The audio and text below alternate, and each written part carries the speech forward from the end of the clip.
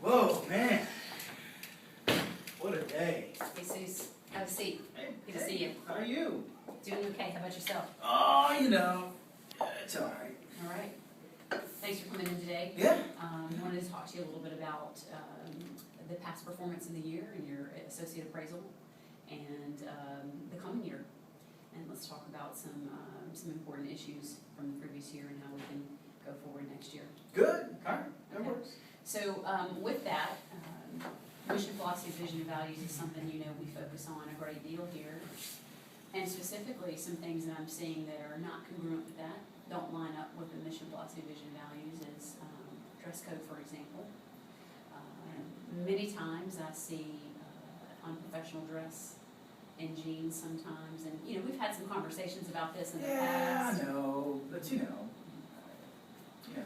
Well, one of the things we're going to discuss today specifically is these performance items and how they need to change. Okay. So let's keep that in mind going forward in this conversation. We're going to focus on what you can do differently to maintain your performance here at UMCB. Well, can I?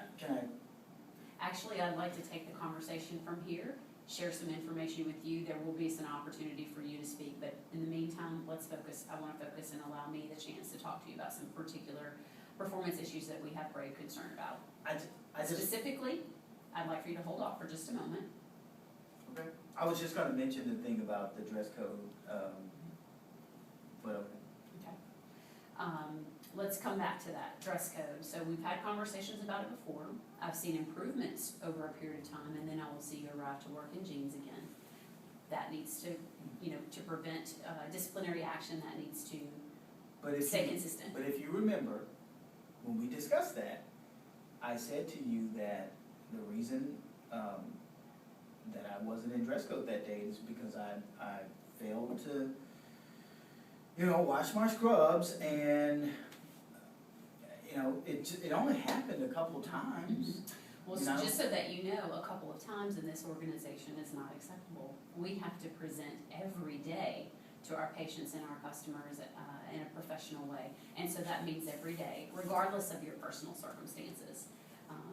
You need to take care of those things and look professional whenever you come to work. So I'm going to bring us again. No one complained about it. I mean, I didn't get any complaints. I'm going to bring us again back to our original agreement, and that I'm going to share some other things with you. Okay? So, in addition to that, your colleagues are giving me feedback about your membership as a team and some concerns that they have about your performance of the team. Examples: leaving earlier for the shift before the shift is complete. When did that happen?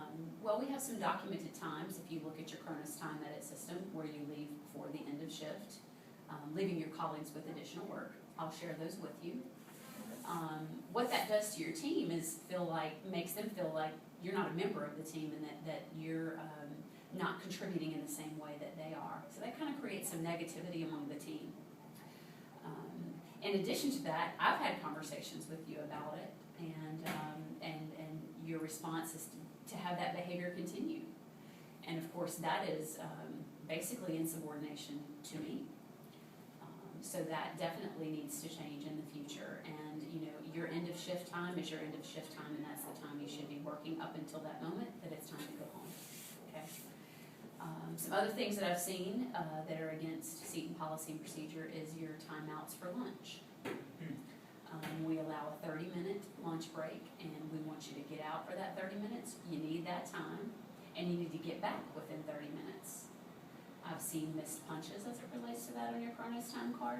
I have also seen some late-ins, leaving your team members without a full team. Well, the only reason those things happen is because, I mean, really, that seems a bit nitpicky, but, you know, there was a patient that I was trying to, you know, direct them to the right place, and, I mean, what do you want me to do, not walk them? Well, although I appreciate the need for customer service and customer satisfaction, you need to manage your time in such a way that you are able to get out for your lunch in the appropriate amount of time, and not just sometimes, every time.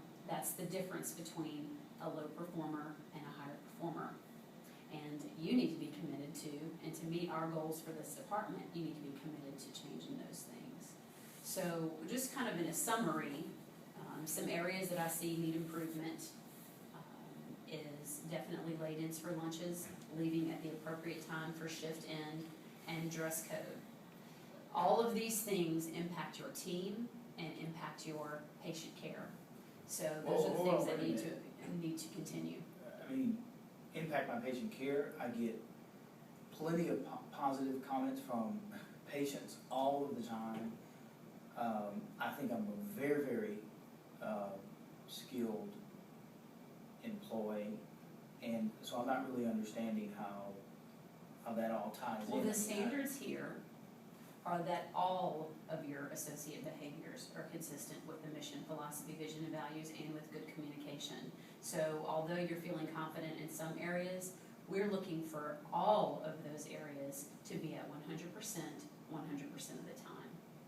So that's what I want you to focus on going forward. We're gonna have some more conversations about this, probably monthly. Who else are you having these conversations with? Well, for today's conversation, it's really about you and your performance. Everybody does evaluations, but today's focus is going to be about you and your specific performance, because that's what we have control over, right? So we're gonna focus on that today. Well, I okay, that's fair, but I mean, I saw Linda, she had jeans on the other day, and, you know, did you talk to her?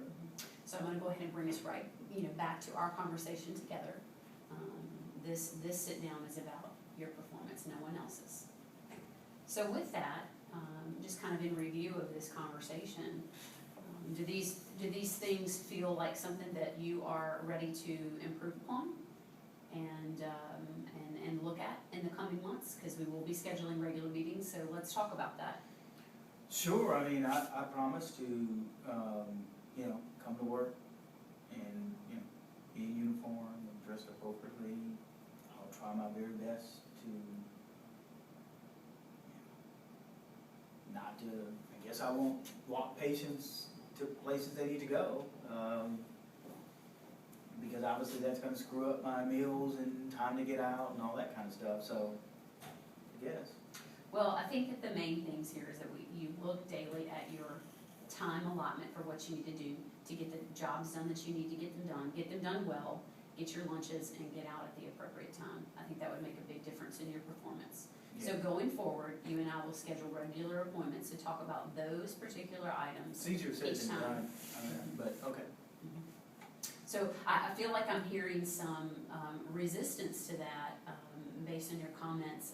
Can we talk more about that? I hear you, I'm just, stating my opinion. Well, what we're gonna do going forward is to have these monthly conversations, and we'll visit this same content every time, and we'll see where you're going, because in truth, the consequences for some of this behavior is disciplinary action. We want you to succeed in our department. That's something that I'm definitely committed to, and I hope that you are as well. But if not, there's some very clear consequences for that, and that's supported by Seton policy and procedure. So. Okay. Okay. So I'll be putting a meeting invite on your calendar going forward, and if you have any questions, you're welcome to contact me again.